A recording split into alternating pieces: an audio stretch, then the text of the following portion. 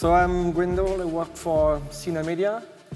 So I'm here to talk about token, multi-CDN, and piracy in general. So that's why I put an image of a pirate.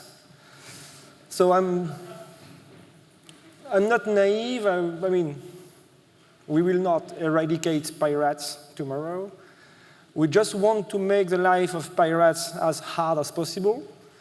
So that's why we have like big waves, like some cannon shots from time to time. And we hope that all the lazy pirates, the bad pirates, they will sink.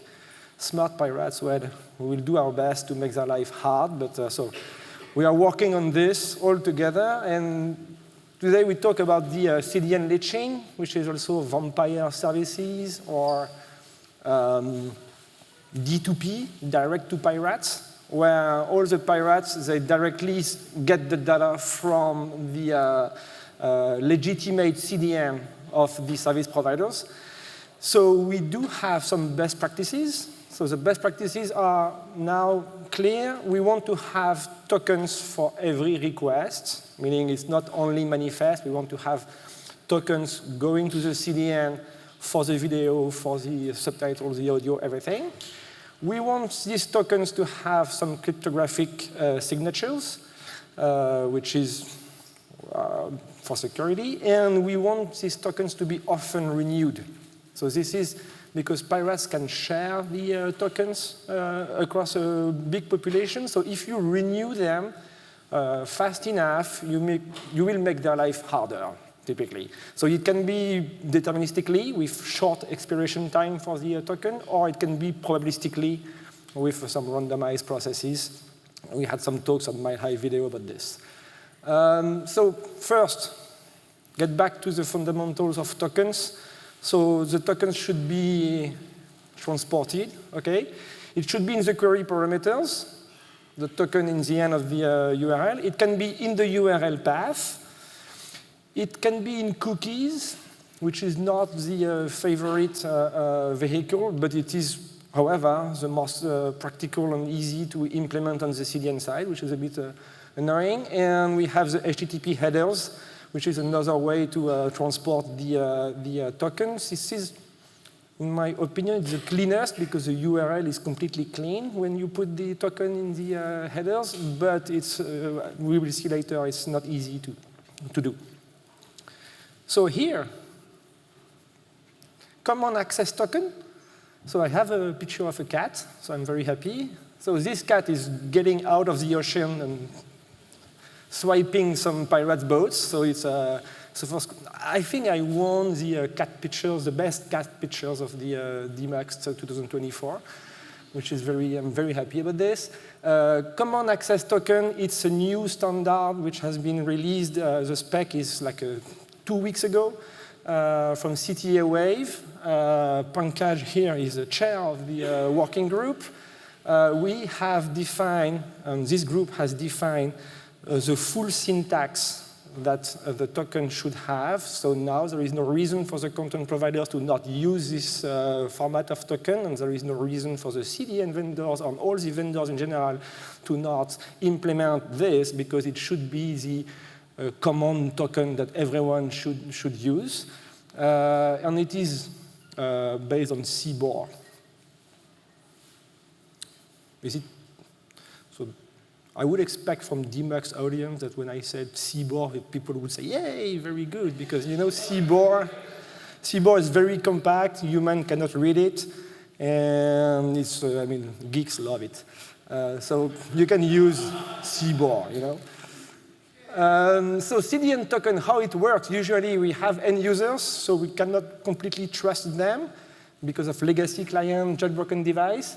And they go to the service provider back office, and in this back office, they got the signed token. Usually the back office is using an asymmetric key to create the token, and they share the validation key with the CDN vendors, and so that the end users and the CDN vendors can talk to each other. This works well. The token can be validated by the CDN. The problem comes when we want to renew this token. When we want to renew this token, the first option, The edge servers say to the end users, your token is no longer valid. Okay, so you should get back to the back office. So we need to have an information saying, hey, go back to the back office. The back office create a new token for you, and it get back to the CDN. So this is the best in terms of security because the back office can authenticate the users, can be sure that the token is valid, that this is a real users that deserves a token. The problem is when you want to, I mean, you can use catif for this, which is in cat.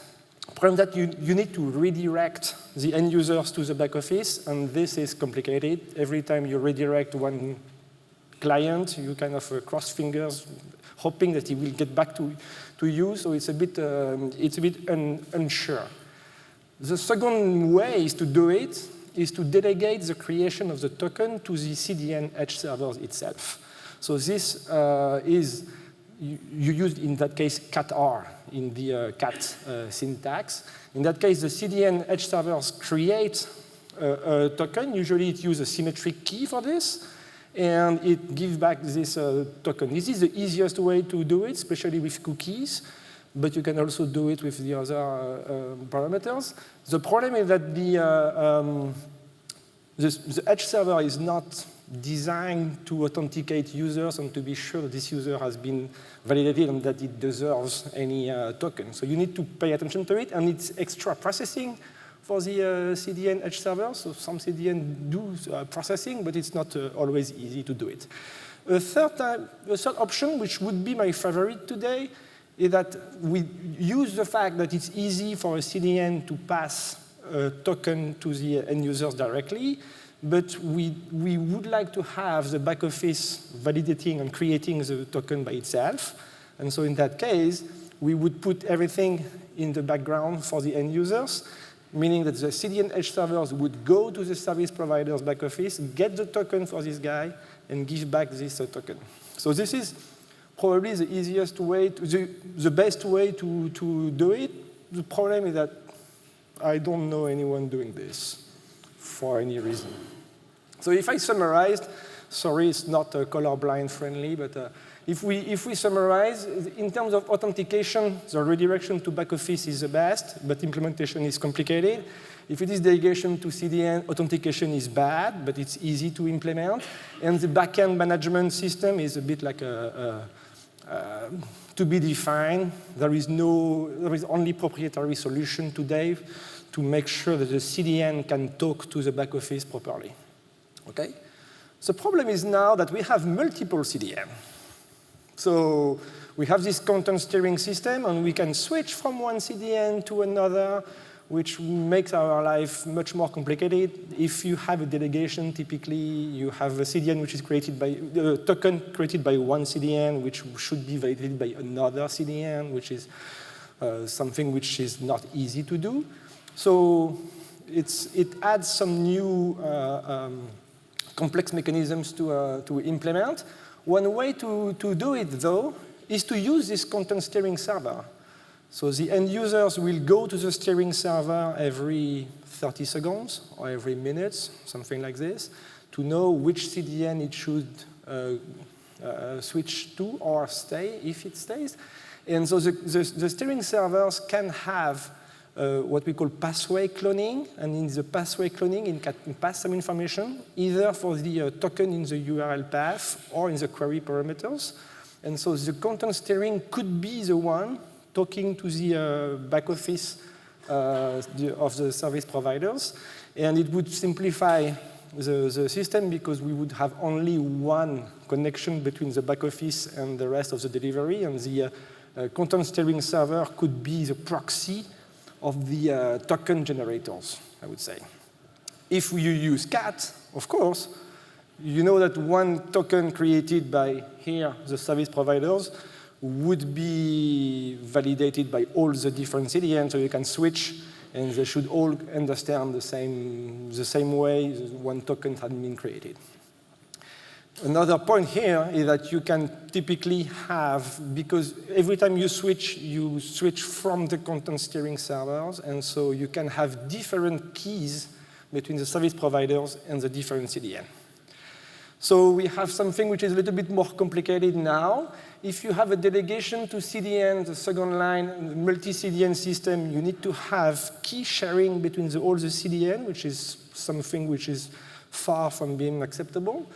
Pathway cloning, it is the main implementation when it is handled by the CDN, but what we can see that on this line, we see all the last line is green, so it looks like this steering server solution for renew the token in the multi-CDN world can be a good approach, and this is something that we would like in the community to work on.